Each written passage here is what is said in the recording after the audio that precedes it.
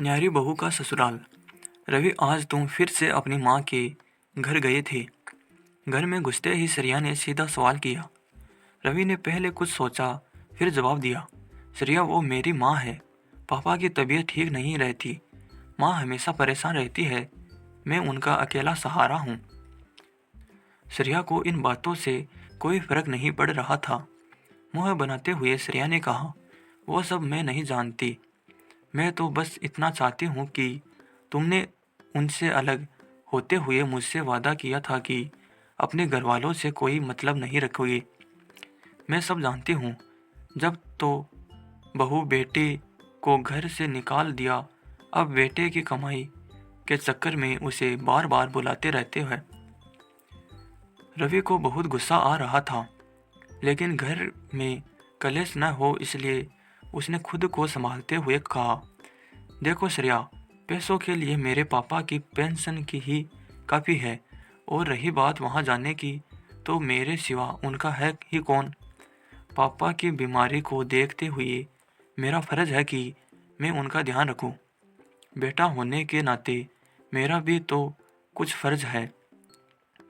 रवि श्रेया को बहुत देर तक समझाता रहा, लेकिन श्रेया नहीं मानी और उसने रवि से कसम ली कि वह बिना उससे पूछे कहीं अपने माँ बाप से मिलने नहीं जाएगा।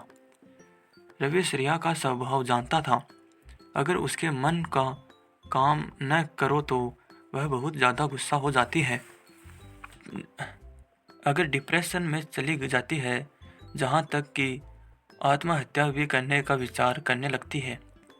रवि ने उसकी यह शर्त भी मान ली, लेकिन उनका मन हमेशा अपने माता पिता के लिए तरसता रहता था।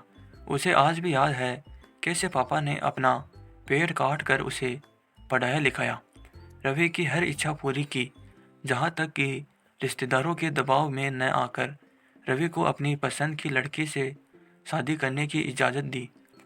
लेकिन शादी के 2 महीने बाद ही श्रेया ने लड़ाई झगड़ा कर उनसे अलग होने का फैसला कर लिया।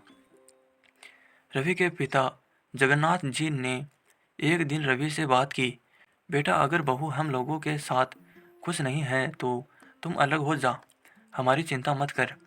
यह सुनकर रवि ने कहा, पापा, अब जब मुझे आपका ध्यान रखना चाहिए, आप चाहते हैं आपको बेसहारा छोड़ दूं?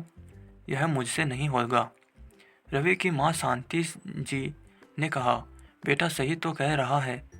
यह बहू को समझाएगा तो वह भी धीरे धीरे मान जाएगी।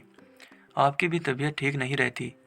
जगन्नाथ जी ने शांति को चुप कराते हुए कहा, कैसी बात करती हो तुम, वह नए जमाने की मॉडर्न लड़की है। आजकल हर किसी को प्राइवेसी चाहिए होती है। जाने दे इनको।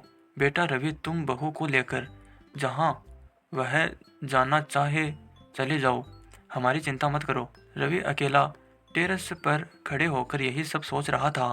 तभी फोन की घंटी बजी। दूसरी तरफ माँ थी। उनकी आवाज़ लड़खड़ा रही थी, न जान बेटा रवि, न जाने तेरे पिता को क्या हो गया। मैं इन्हें हॉस्पिटल ले जा रही हूँ, तू जल्दी से आ जा। रवि ने कहा, माँ तुम चिंता मत करो, मैं अभी पहुँचता हूँ। यह कहकर रवि जल्दी से नीचे आया और जूते पहनने लगा। श्रेया ने देखा, रवि कहीं जाने की तैयारी कर रहा है। रवि, तुम कहाँ जा रहे हो इतनी रात को? और भी फ़ोन किसका आया था? रवि की आंखों से आंसू बस छलकने ही वाले थे। उसने कहा, श्रेया, पापा की तबीयत बहुत ख़राब है, मुझे जाना होगा। माँ उन्हें लेकर अस्पताल गई है। श्रेया गुस्से से बोली, रवि, मैंने तुम्हें कहा था कि तुम उनसे मिलने नहीं जाओगे। ठीक है, तुम जाओ, लेकिन जब वापस आओगे तो अपनी बीवी को जिंदा नहीं पाओगे। रवि उसके आगे गिड़गिड़ाते हुए बोला, श्रेया आज जाने दो। मुझे एक बार पापा ठीक हो जाए तो मैं फिर बिना तुम्हारी मर्जी के कभी उनसे मिलने नहीं जाऊंगा। लेकिन श्रेया का गुस्सा तो 7वें आसमान पर था। रवि के लिए जिंदगी और मौत का सामना एक साथ होने जा रहा था। एक तरफ उसका फ़र्ज उसे बुला रहा था, दूसरी तरफ उसका प्यार उसे फ़र्ज निभाने से रोकने के लिए मरने का तैयार था। श्रेया, तुम्हें मरना है तो मर जाओ। मैं अपने पापा को इस हाल में नहीं छोड़ सकता। रवि के मन में ये विचार बार बार आ रहा था, लेकिन वह इसके लिए जुबान न खोल सका। कहीं श्रेया ने सचमुच कुछ गलत कर लिया तो क्या होगा? यही सोचकर वह चुप रह गया। रवि ने जल्दी से अपने दोस्त राहुल को फ़ोन किया। राहुल मेरे भाई, मैं कहीं फंसा हुआ हूँ। मेरे पापा हॉस्पिटल में है, तू उनके पास पहुँच जा और जितने भी पैसों की ज़रूरत पड़े मुझे बता दियो, मैं भेज दूंगा। और मुझे हर 1 घंटे में फ़ोन कर उनका हाल बता देना प्लीज़। राहुल यह सुनकर बोला, भाई तू चिंता मत कर, मैं अभी पहुँचता हूँ और पैसों की चिंता मत कर, मैं सब संभाल लूँगा। रवि की आंखों से झरझर आंसू बह रहे थे, लेकिन श्रेया उसकी परवाह करे बगैर किचन में काम करने चली गई। रवि अपने बेडरूम में जाकर तकिए में मुंह छिपाकर रोता रहा। कुछ देर बाद उसने राहुल को फ़ोन किया, लेकिन राहुल का फ़ोन नहीं लग पा रहा था। रवि और बेचैन हो गया। तभी उसे ध्यान आया कि हो सकता है पापा आईसीयू में हो, वहाँ फ़ोन बंद रखना पड़ता है। इस तरह अपने आप को समझा रहा था। कुछ देर बाद श्रेया आई और बेड के एक तरफ मुंह फेर कर सो गई। जैसे ही रवि को गुनाह करने जा रहा था, जिसे श्रेया ने पकड़ लिया। कुछ देर बाद उसने फिर से राहुल को फ़ोन लगाया, लेकिन फ़ोन नहीं लगा। रवि का मन बहुत बेचैन हो रहा था। उसके हाथ पैर ठंडे पड़ रहे थे। वह अपने आप को कोस रहा था कि क्यों उसने श्रेया से प्यार किया और आज तक उसकी हर जिद मानता रहा, जबकि उसे उसकी किसी बात से कोई फर्क नहीं पड़ता। कुछ देर बाद फ़ोन की घंटी बजी। क्या बात है राहुल, पापा कैसे हैं? तेरा फ़ोन नहीं लग रहा था। राहुल का फ़ोन देखते ही रवि ने एक ही सांस में सारे सवाल पूछ डाले। राहुल बहुत घबराहट में बोला, रवि संभाल अपने आप को, तो ही टूट जाएगा तो बाकी परिवार को कौन संभालेगा? तो जहाँ भी है जल्दी से हॉस्पिटल आ जा। अंकल हम सबको छोड़कर चले गए। यह सुनते ही रवि के पैरों तले जमीन खिसक गई। ये क्या हो गया?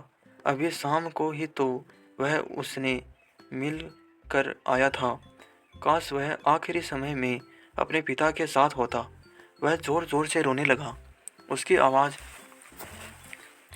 आवाज़ सुनकर श्रेया उठी और पूछने लगी, क्या बात है रवि, तुम क्यों रो रहे हो? रवि ने उसे झिड़कते हुए कहा, सब खत्म हो गया श्रेया, मेरे पापा भी और शायद तुम्हारा मेरा रिश्ता भी। यह कहकर वह तेजी से बाहर निकल गया। श्रेया भागती हुई उसके पीछे रवि रवि चिल्लाते हुए भागी, लेकिन इससे पहले कि वह कुछ कह पाती, रवि वहाँ से जा चुका था। श्रेया की आंखों से टप टप आंसू बह रहे थे। कहीं अब रवि उससे नफरत तो नहीं करने लगेगा, कहीं उसे छोड़ तो नहीं देगा, यही सोचकर वह रो रही थी। अगले दिन रवि के पिता के घर पर सारे रिश्तेदार इकट्ठा हो गए थे। रवि एक तरफ कोने में गुमसुम बैठा था। तभी वहाँ श्रेया आई। उसने रवि को देखा, लेकिन रवि को तो जैसे होश ही नहीं था। फिर वह अपनी सास से मिल कर रोने लगी। उसकी रोने की आवाज़ सुनकर एक बार रवि ने उसकी ओर देखा और नज़रें फेर ली। रवि ने बाहरी मन से अपने पिता को अंतिम विदाई दी। आज उसके पिता को मरे 5 दिन हो चुके थे। इन 5 दिनों से श्रेया भी वहीं रह रही थी, लेकिन रवि ने एक बार भी श्रेया से बात नहीं की। यह बात शांति जी अच्छे नोटिस कर रही थी। जगन्नाथ जी की 13वीं के अगले दिन शांति जी ने रवि और श्रेया को एक कमरे में बुलाया। रवि श्रेया को देखकर उठकर जाने लगा। बेटा मेरी बात सुन, मैंने ही बात करने के लिए बहू को बुलाया है, लेकिन मुझे कोई बात नहीं करनी माँ। पापा की बात मान कर मैं अलग हो गया, लेकिन अब मैं आपके साथ रहूँगा। चाहे आप कितना भी कहे, मैं कहीं नहीं जाऊँगा और इसे जहाँ जाना है चली जाए। यह सुनकर श्रेया रोने लगी। शांति जी ने उसे चुप कराया और कहा, बेटा ये 2 चिट्ठी तेरे पापा तुम दोनों के नाम से छोड़ गए थे। एक तेरे लिए और एक बहू के लिए। रवि ने जल्दी से चिट्ठी माँ के हाथ से ले ली, जैसे उसे पापा को पाने का मौका मिल गया हो। उस चिट्ठी में लिखा था, बेटा मुझे मालूम है कि बहू हम दोनों के साथ नहीं रहना चाहती, लेकिन मुझे पता है मेरे जाने के बाद तू माँ को अकेला नहीं छोड़ेगा। फिर से इसे लेकर घर में कलेश न हो, इसलिए मैं तुझसे एक वादा लेना चाहता हूँ कि अपने पापा की अंतिम इच्छा पूरी कर और बहू कहना मान कर उसके साथ चला जा। तेरी माँ के लिए मैंने पहले ही वृद्धा आश्रम में इंतजाम कर दिया है, वह वहाँ सुख से रहेगी। कभी कभी उससे मिलने चले जाना। अगर तू मुझे प्यार करता है तो मेरी अंतिम इच्छा जरूर पूरी करेगा। इधर श्रेया ने भी अपनी चिट्ठी खोली। उसमें लिखा था, बेटी तू चिंता मत कर, मेरा बेटा भावना में बह जाता है। मैं जानता हूँ वह मेरे बाद यहाँ रहने की जिद करेगा, तुमसे लड़ाई भी करेगा, लेकिन तू चिंता मत कर। मैं चाहता हूँ तुम दोनों हंसी खुशी रहो। मेरी चिट्ठी पढ़ने के बाद वह तेरे साथ चलने के लिए राजी हो जाएगा। मेरा आशीर्वाद हमेशा तुम दोनों के साथ रहेगा। चिट्ठी पढ़ते ही श्रेया रवि के पैरों में गिर गई। रवि मुझे माफ़ कर दो ससुर जी, जैसे देवता को मैंने उनके बेटे से अलग किया, इसकी सज़ा मुझे मिलनी ही चाहिए। तुम मुझे तलाक दे दो। शांति जी ने श्रेया को उठाकर गले से लगा लिया। खबरदार बहू, जो फिर कभी ऐसी बात कही। तुम्हारे ससुर जी का एक ही सपना था कि तुम दोनों सुख से रहो। आज वो तुम दोनों को देखकर कितने दुखी हो रहे होंगे। श्रेया शांति जी के पैरों में गिर गई। माँ जी, अब मैं हमेशा आपके साथ रहूँगी। रवि भी रोकर माँ से लिपट गया। नहीं माँ, मेरे रहते तुम वृद्धा आश्रम नहीं जाओगी। तो दोस्तों, आपको ये कहानी कैसी लगी हमें कमेंट कर जरूर बताइए और प्लीज़ वीडियो को लाइक कीजिए और चैनल को सब्सक्राइब कीजिए। Thank you.